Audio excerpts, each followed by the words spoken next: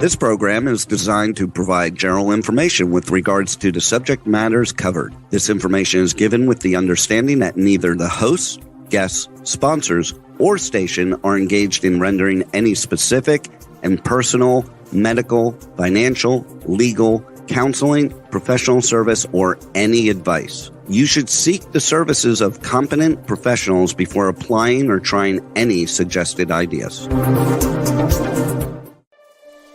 Magazine publisher and entrepreneur Judith Mancini is sharing captivating conversations with experts in their field about the latest trends in our ever-changing world to help you become healthy, wealthy, and wise. Judith Mancini Today will spark your interest and inspire you to lead your best life ever. And now, here's Judith.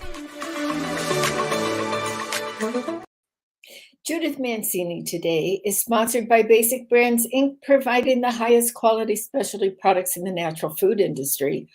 Visit basicbrandsinc.com and enter JMT15 for your 15% discount on your first order, including their best-selling vitamin E ointment, which helps restore moisture and elasticity to your skin. Welcome, everybody, to Judith Mancini Today. We are here in beautiful, sunny Southern California, but it's not sunny. The weather, again, is just being crazy. First it's so hot, and then it's hailing. Craziness. So today's news segment, One Woman's Opinion, is a little different. Today, I want to tell you something to make you smile. And this is from ABC News. Desmond Durham discovered his why and his purpose. He worked 3 jobs, studied late at night, sometimes between 12 and 4 in the morning. Sometimes he'd go to bed at midnight and get a few hours sleep. Then he'd be sure he was ready to go at 7 o'clock to help feed his child. He's a single father, so he was feeding breakfast to his 9-year-old son. He just graduated with a master's from the University of Montclair State University in New Jersey. He was also chosen to give the speeches at the graduating classes. And let me put my glasses on here so I don't get them wrong. The classes that he spoke at the commencement ceremony was the College of Education and Human Science and also the College of Science and Mathematics. He got his master's in 2 different things doing all of this. So he lost his mom. His mom was around, I guess, for quite a while, but his dad was murdered when he was 11, and his mother raised him for quite a while by herself. And she motivated him to study and learn more, and he did. And he motivates his students by giving them life experiences of his while he is teaching them. And kudos go out to him, because you know what you're doing in your life is bogging you down, but this man never let that stop him. And to get the double masters is incredible, and congratulations to you. Now, I just want you to start doing some research for yourself on some of these things that are up in the news today. First of all, there's an asteroid heading towards the Earth. It's coming at any time. And it weighs 1 million pounds, supposedly. How do you figure out how much an asteroid weighs? I guess I'm not a scientist, so I don't know, but it's not supposed to hit the United States. I don't know where it's going to go. I guess it's going to explode up in outer space, but we should follow that because it's kind of an interesting story, which also leads us to follow the story of aliens. Aliens, the guy who is in science, whistleblower, came out and said the government's been lying to us for 50 years about alien spacecrafts that were made by human type figures, meaning space aliens, I guess. So we need to follow that because I don't think he has any scientific proof of this, but he says he has his own experience and has seen these things. So there are a lot of people starting to believe in aliens. And why couldn't there be other aliens on other planets, stars, what have you? I would think it would be another planet, but who knows? Because obviously they would be made differently than us. And who knows what they subsist on? If it's oxygen like we have, or water like we have, or some kind of food like we have. Anyway, follow this because it's interesting, and particularly with artificial intelligence being in the headlines all the time now. By the way, I joined Chat GPT yesterday. I started to use it and I got about a third of the way through it and didn't even understand some of the terms they were using. Some of the words that I recognize, of course, were common words, but they're used in a different capacity now.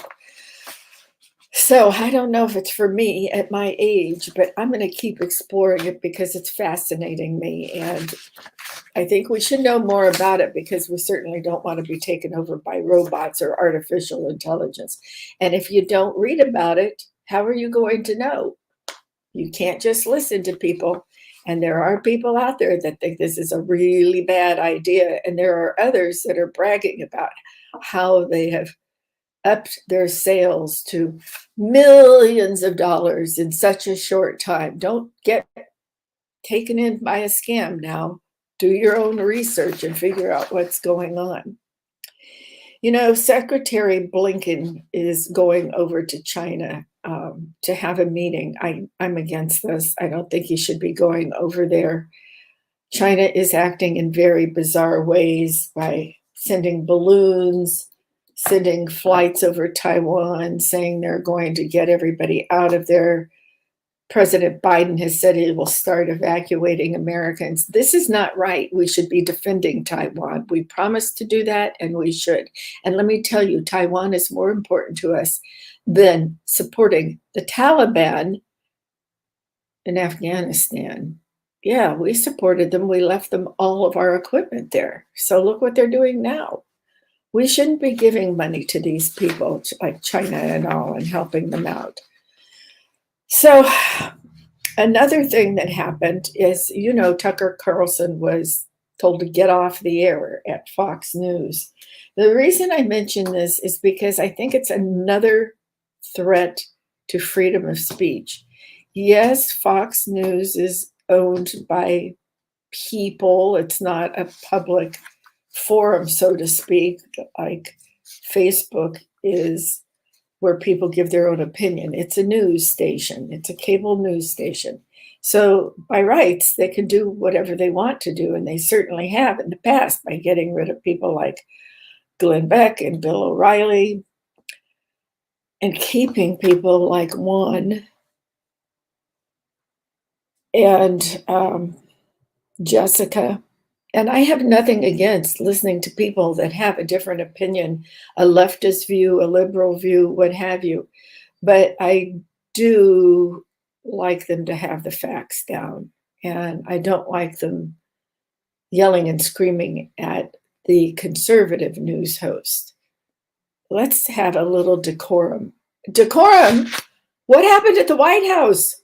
They're celebrating Pride, and some idiot trans got up and showed her boobies, and all he did was put his hands over his nipples. What kind of decorum is that? I don't care if it's Gay Pride Week or any other week. That is no place to go and do something like that. Why would you have a stripper come to the White House? Why would you have a stripper come anywhere that the public is watching? If you want to strip club, go. That's your freedom. You can go to a strip club. This is taking it far too far. Far too far. It's ridiculous. I have no sympathy for these people. This is not the gay community or the lesbian community. These are people that are, excuse me, probably going off their rocker. Now, this is my opinion. It's a very small percentage, and you will hear people like Tammy Bruce, who admits she is a gay woman and she has more decorum and reasoning ability than any of these other idiots. They're giving these wonderful gay people who feel their love for the same sex, they're giving them a bad name. This is not what people do. I told you we just spent a weekend with my gay friends and my husband's gay friends down in Palm Springs. We love them. They have been together over 30 years.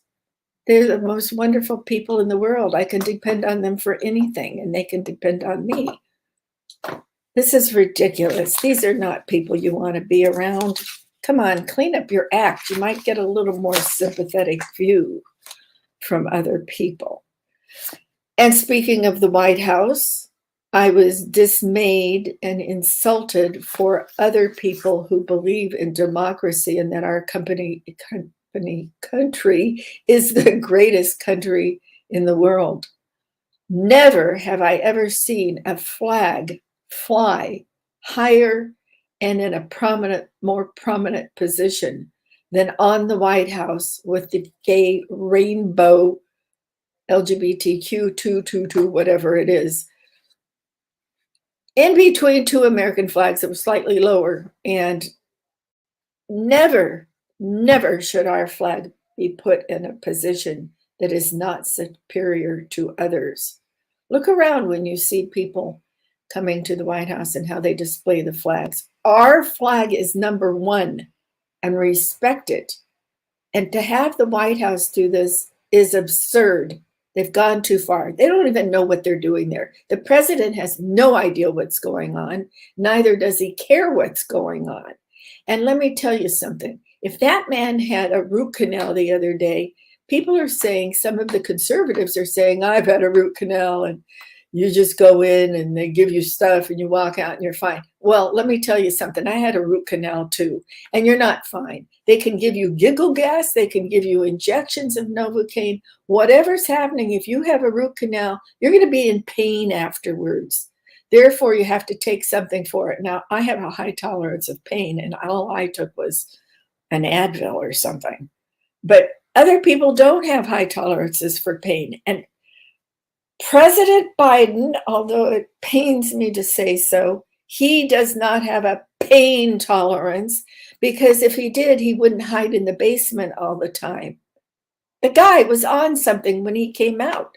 And I'm wondering what else he's on, because he falls down all the time. Look, I'm old. I don't feel old. I don't look old, but I am 76 and I'm proud of it, and I take care of myself, and I'm not falling down all the time. I don't take narcotics, prescription drugs, or anything else. In fairness, I do take Synthroid for my thyroid. That's the only thing I take. Now, I'm not particularly blessed with great health because, my mother was a victim of polio, and she's, unfortunately, I think from the virus, passed things on to me. But I don't let anything stop me. I do take a nap once in a while now because I don't think I have the stamina I should have. So I take a lot of vitamins and supplements, but I digress here.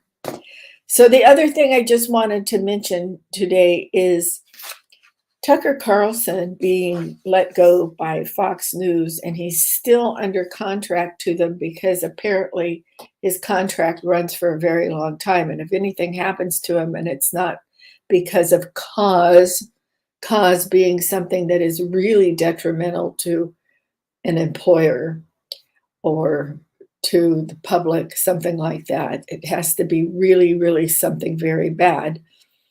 Your contract can go on for a specified time, and all of this is usually listed in a contract.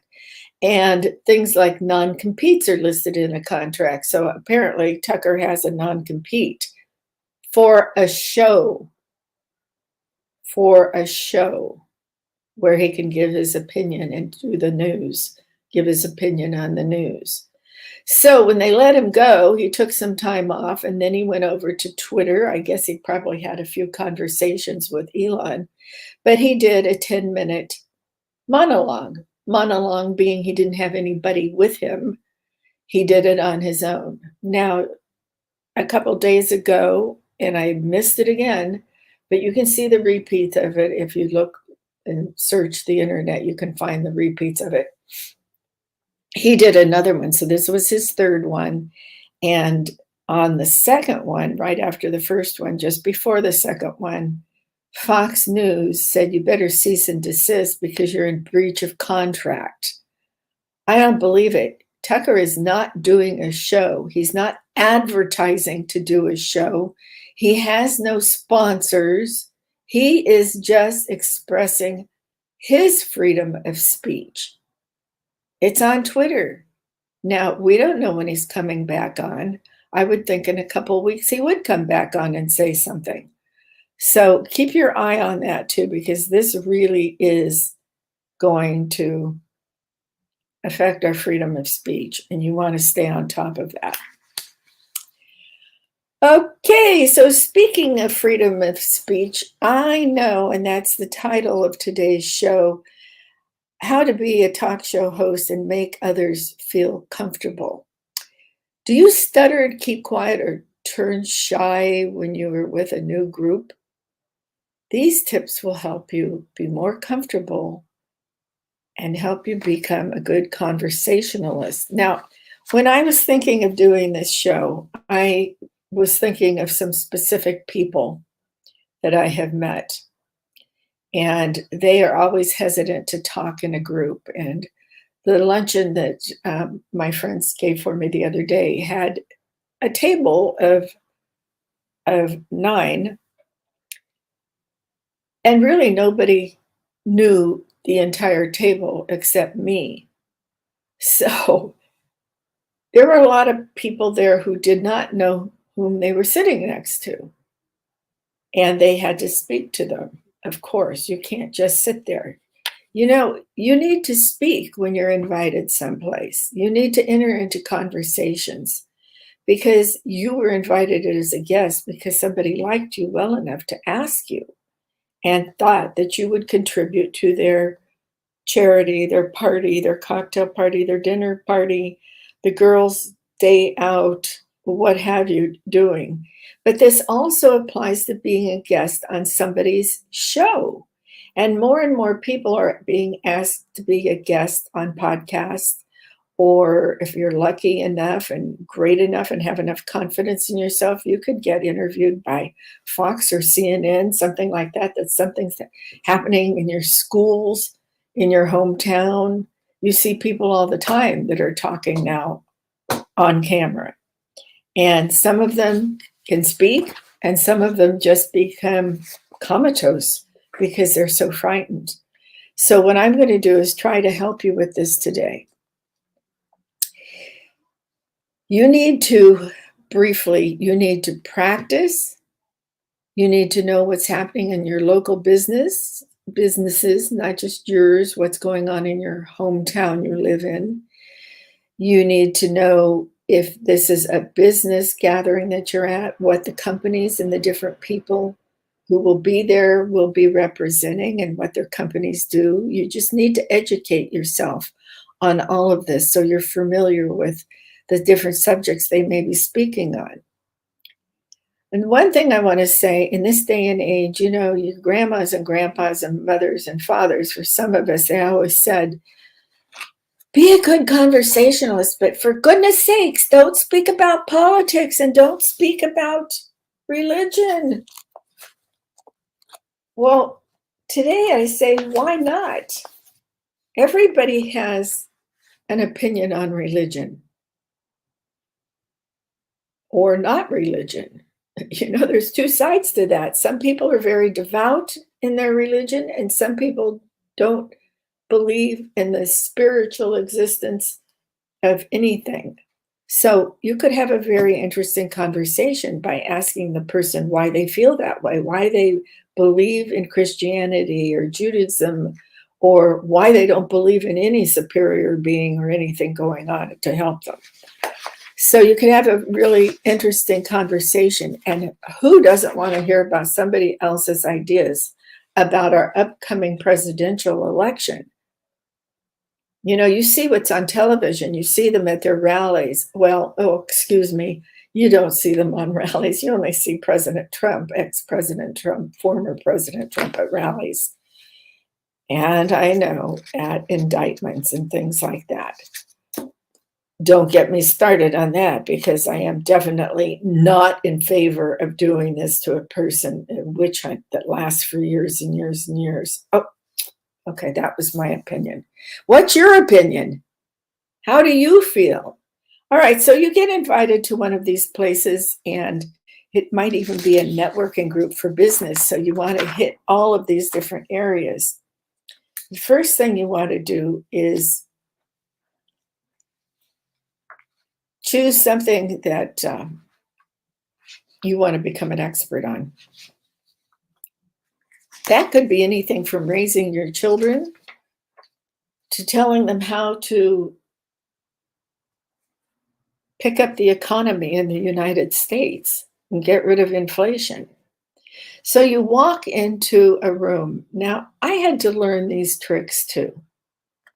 When I was a single mom and I had to go get a job, and I went to become a tour guide, and I loved it. We lived at Lake Tahoe at that time, and there was a lot of Western history there. So I became very involved with Western history, like people who settled there, Lewis and Clark, Buffalo Bill Cody, anybody, the early miners who discovered the gold and the silver in California, because we lived on the Nevada side, but Lake Tahoe is in two parts. So I learned the Nevada history and I learned the California history.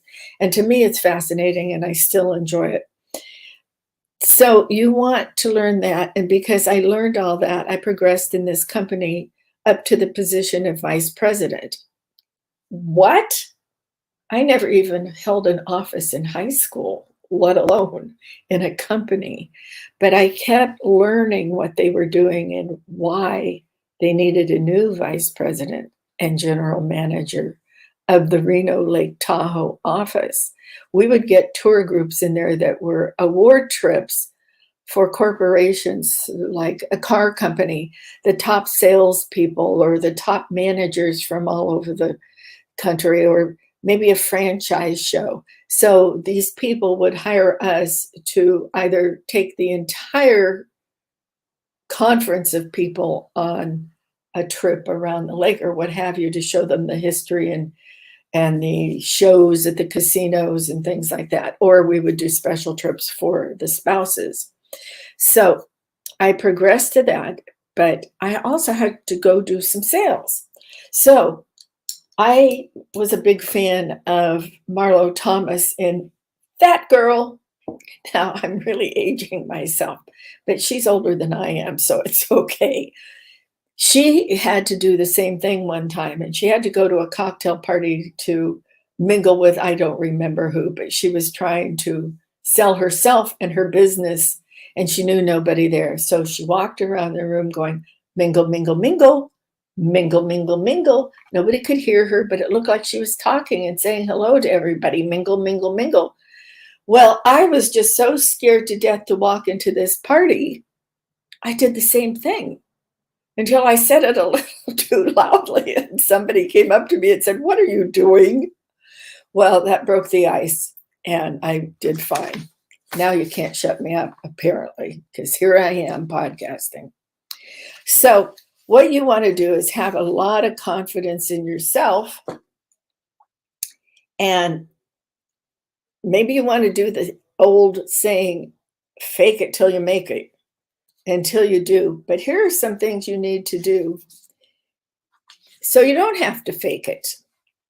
First of all, when you walk in, now this is for business, podcasting, going to the PTA meeting or whatever they call it, Parents Association. Now, who knows what they call it anymore? Maybe it's too woke to even say that.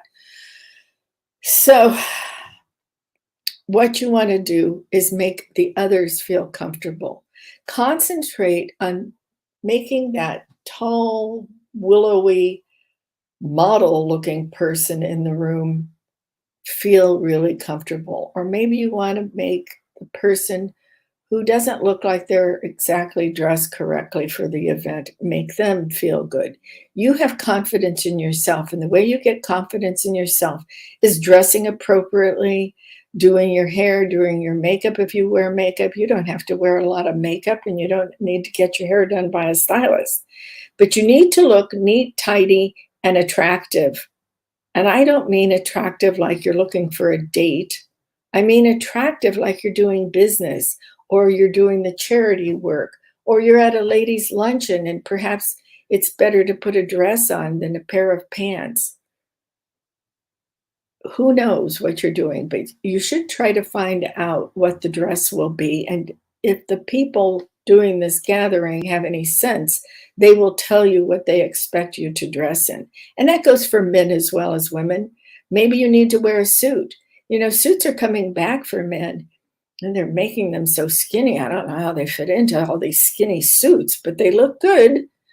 And one of the people I really admire as a gentleman dressing, besides my husband, is Charles Payne, who's on the Business Network of Fox News. He is just the greatest dresser ever. He has color coordinated things, and some of you might think it's outlandish. I think it's very stylish and looks really good. Another one of them is my friend Mark down in I almost said Palm Beach, Palm Springs. So everybody should make themselves look as nice as possible. And when you find somebody that you'd like to talk to, why don't you go up and give them a compliment right off the bat? I love that dress on you. Don't just say, I love that dress. Say, I love that dress on you.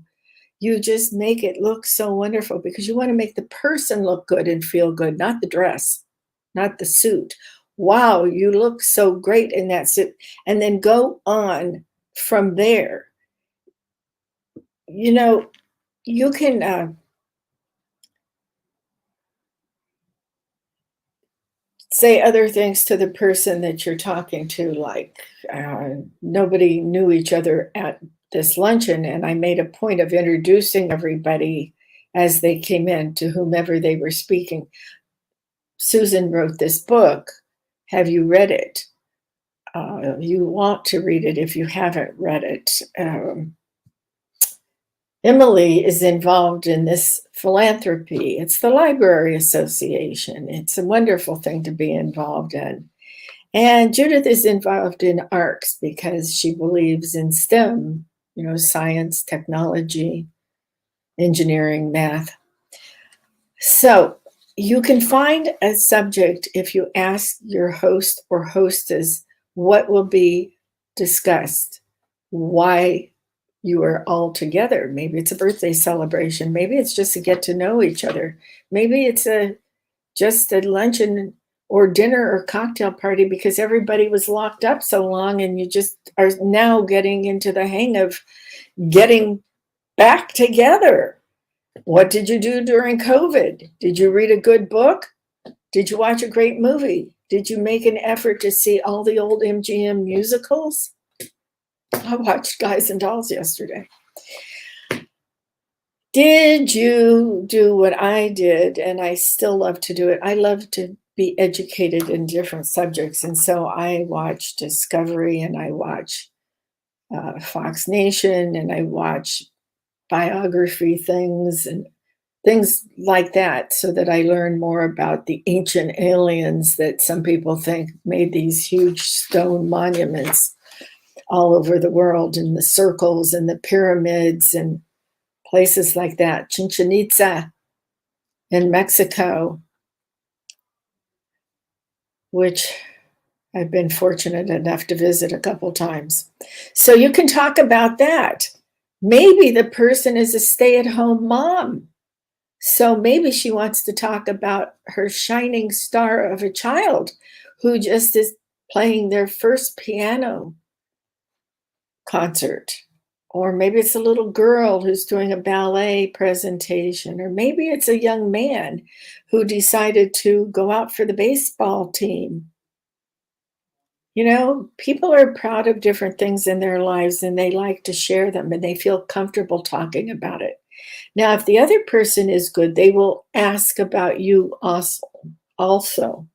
But to make yourself feel more comfortable, make your focus that person that you're talking to. But now, you know, if you're at a stand-up cocktail party, you can't stand and talk to one person. So try to draw others into your conversation, and maybe the person you're talking to will do the same thing.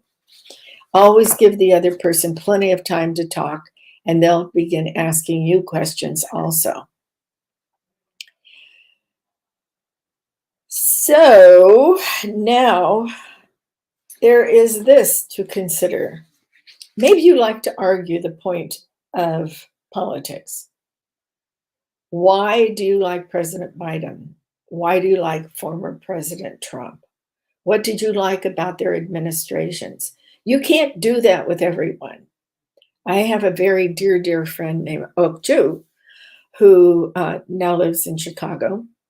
And when I first met her, we were at a ladies' luncheon. It was a delightful luncheon, and most of the people there with the ladies, we happened to be sitting across from each other, but most of the ladies at that luncheon were talking about fashion and the latest restaurant opening and things like that, which is always so much fun. I love to do that too.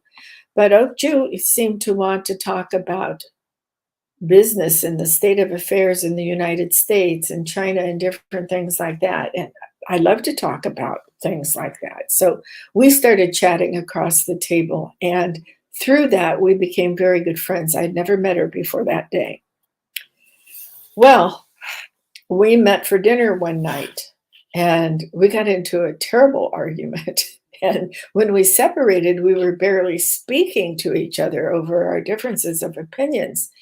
So then we had a phone conversation because I don't like to leave relationships like that. Now, if somebody's being mean and nasty, that's different. But just because we have a difference of opinion, that's not good. Everybody's entitled to their own opinion. So we had a telephone conversation. We went out to lunch again, and we sat there and we talked, and we agreed to disagree politically. But we also agreed to be able to rationally discuss our opinions.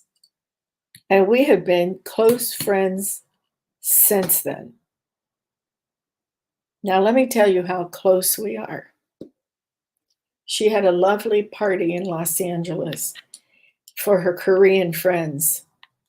And I think there were only 3 couples plus her hostess that were white Caucasians. Everybody else was Korean. It was one of the most delightful evenings my husband and I have ever attended. And I was so honored to be one of those people, because prejudice and stupid remarks still go around everywhere. And I love everybody until they show me a side of them that they're not worthy of my caring at all. So meeting somebody and finding that we had a similar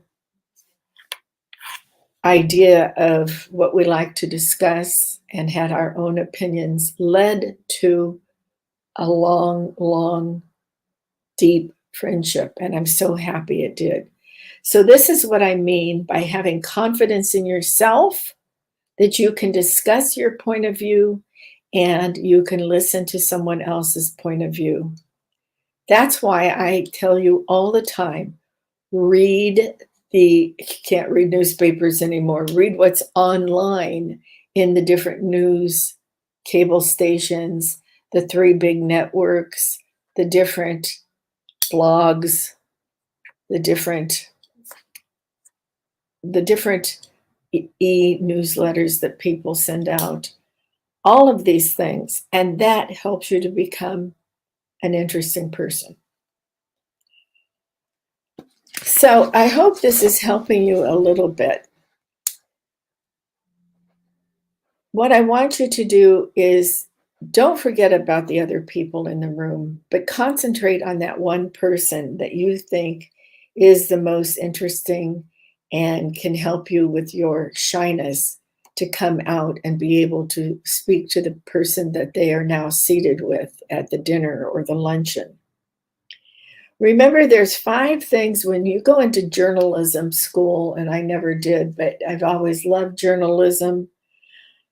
I've always loved to write. I love to debate,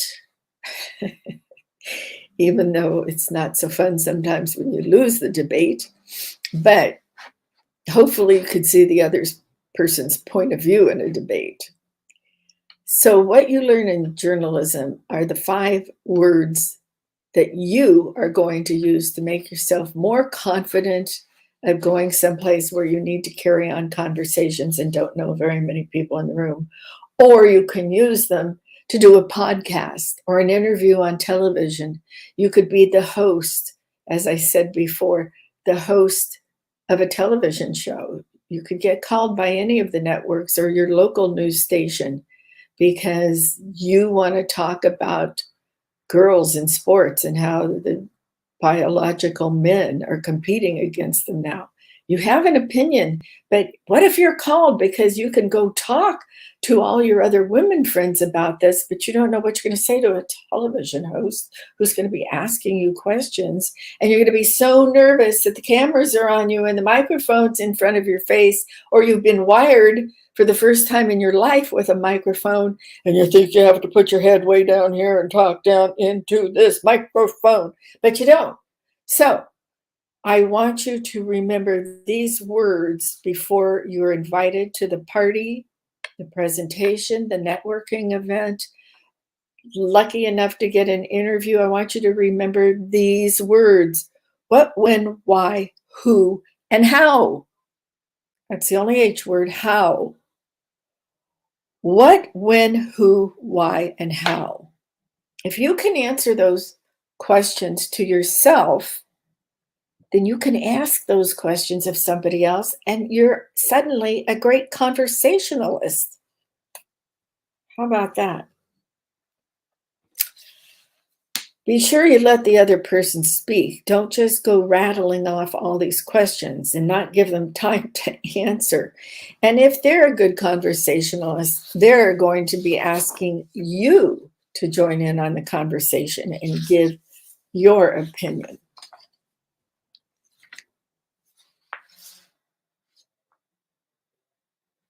So I want you to remember when you're doing these things, if there's a statistic that most of the podcasts, I want to insert this into this conversation. Most of the podcasts now are done by men. It's more like over 60% are done by men, like 68%, and a little over 30% are done by women. And did you know that most podcasts only last for maybe 3 episodes? At the most, maybe 2 months, and then they drop off and they're no longer broadcasting. This happens all the time. That's why people who own radio stations and all are recruiting all the time to fill those spots when people drop off. But let me tell you something. Women are just as good at podcasting as men. Now, we're not talking about a Joe Rogan who actually had quite a long career before he became as famous as he is today and makes the big money. Okay, why don't you look him up and you'll see that he didn't just walk on, get the contract, and start blasting things out. Okay? You can do a podcast on just about any kind of subject. And if you stick to it, you will build up an audience. Now, I started podcasting about 9 years ago, and I took a hiatus of nearly 3 years for personal reasons, as most of you who listen know. And I'm back at it, and with my wonderful podcast studio and owner of K4HD.com and Talk4TV.com and many other specialty stations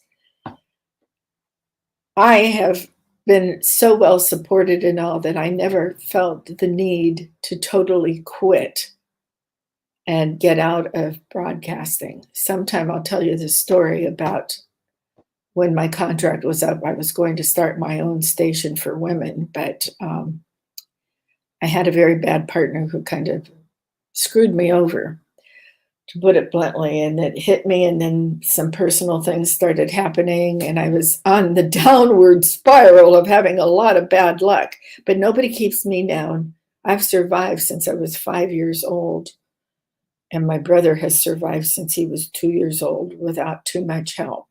So anybody can do it. If I can do it, you can do it.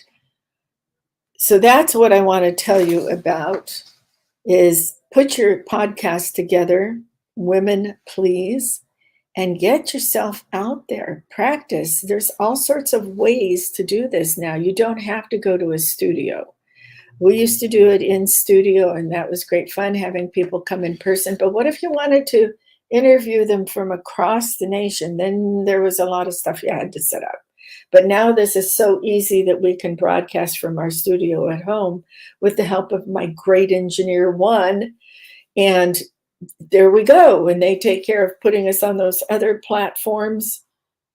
And it's just a wonderful place to be. So I hope I have helped you a little bit today on how to feel more confident when you get out. The interesting thing is, somebody I met when I was first podcasting, and I was trying to do a live broadcast from a fashion show. I went up to her, and I thought she was very attractive, and she was very tall. And I happened to think she was one of the models. Well, she wasn't. And I asked her to say a few words and tell me what she did and all that. And she said, "You don't want to talk to me. I'm nothing. I'm nobody." Well, that person has become a very close friend. We communicate mostly on Facebook. I see her occasionally at different networking groups and things. She has blossomed since then, and she has lots of groups that follow her. She goes around all the time. I hope she's listening, because she's very special and she has a lot of interesting things to say. And she's been very involved in different philanthropic organizations, raises money for people, feeds people, collects clothing for them, anything from floods, fires, to boys and girls. She's an amazing, amazing lady who has a lot to talk about now. And she's just blossomed over I think it's been like 10 years, 9 years or something since I met her the first time. I'm not saying that I coached her. Believe me, I'm not a coach. I don't really coach people. I do take on clients sometimes that need special help, or they think they need special help, and I do like to do that. But I try to educate all of you on Judith Mancini Today, and I hope I'm doing a decent job.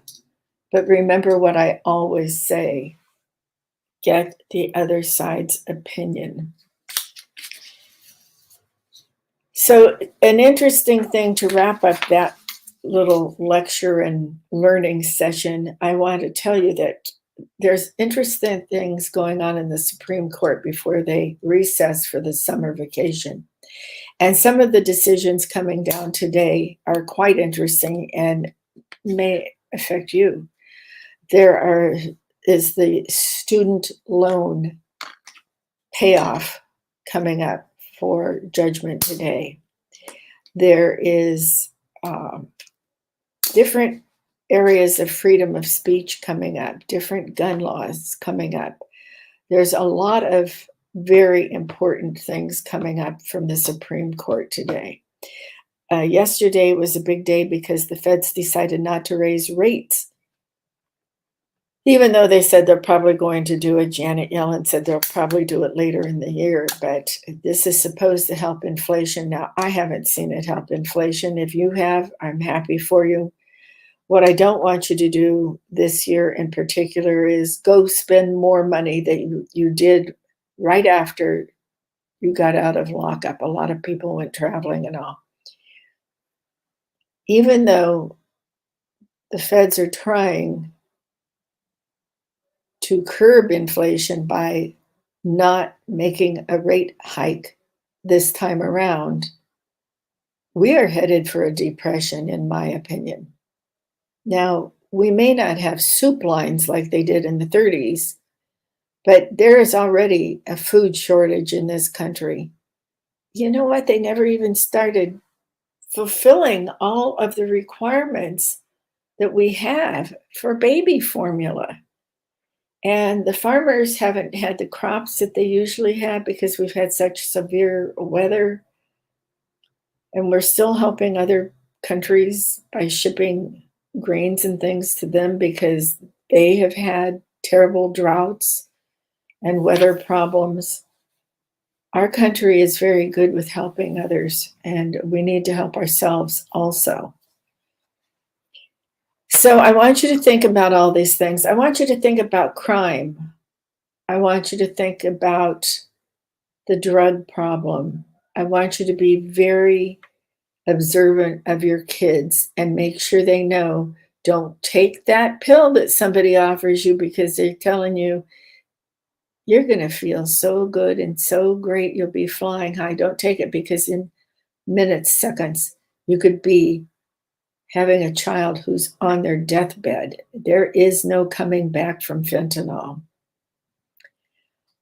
Some of the things that are happening with the Supreme Court today do address illegal immigration and the border, all of these different things. Now, I personally don't see how we can solve the student loan problem by paying off everybody's student loans. And I heard some statistics today that there are people in their 60s still paying their student loans. So what does that tell you? College and university isn't for everybody. These people would have been better off going to a trade school and learning to become a dental hygienist, a plumber, a trucker, an electrician, a nurse assistant, an X-ray technician. There are all sorts of things you can do instead of borrowing hundreds of thousands of dollars to go to university where you know you're not going to do anything but party. Now, if you want to be a scientist or a doctor or an attorney or a school teacher or a musician or an artist, there's reasons to go to the university, but quit using it as a party platform. I'm really disgusted with that. Okay? I had one child that did not go to college, and he started his own business, which was quite lucrative. I have a daughter who, every time she decided on a different career, she took care of herself. She went to school back in New Hampshire to Hampshire College, and she didn't like it. It was too liberal. So she is a liberal person, but that one was a little too far gone for her. She came back out and she went to Colorado first because she needed to take some time off to decide where she wanted to go to finish her education. What she wanted to do. Well, she decided she wanted to come home. But before she came home, she decided she had to work. So when she was living in Boulder, Colorado, with some of her friends who were in school, she had to support herself. I never told her she had to support herself. She was just raised that way. So she went and worked in a tortilla factory. No, we don't have any Mexican or Spanish heritage or anything else, but we eat tortillas. And she found there was a factory there. So she went and worked in the tortilla factory. She worked delivering newspapers. She worked as checkout in a Whole Foods. You know, we're kind of nutty about our health. We're into all the natural stuff. So she had a lot of things. She did all of that and then came back out to California and she had to get grades because that school back east didn't give grades. You know, they give you a pass or fail. So she had to get actual grades, A, B, C, D, E, fail. So she went to the community college in Santa Barbara and then transferred to UC Santa Barbara, where she got a degree in biology. And then she went to nursing school at Duquesne University in Pennsylvania in Pittsburgh and got a degree to be a registered nurse. And now she's getting her master's degree. She's paid for all of that. We did help her up front, but she paid us back, okay? We didn't ask for it. She did when she could. Both my kids came home to live with us for a period of 4 to 6 weeks when they were between things, when they were very young in their 20s. So I'm not opposed to helping your children, but what I am opposed to right now is taking out student loans that you never intend to get a job or employment for what you put on your degree. A degree in oceanography or something like that, where there are very few positions. Now, if you're really good at it, we need good scientists, and that's a different thing. The other thing I want to say is it's a bad time of the year for some people, a bad time of aging for some people, and some of my friends are very ill, and unfortunately, last week we lost another one of our friends out here in California. And things have changed since COVID came around, and not everybody has a big service anymore. But please remember the families anyway, because they're grieving and friends are grieving. You can't always show it by going to a service because there just aren't any. All right. That is a little sad note. I want you to remember that. And I'm going to leave you now. I hope you learned something today. I hope you're more confident in yourself. And always remember, cherish yesterday, dream tomorrow, and live today. Thanks for joining me.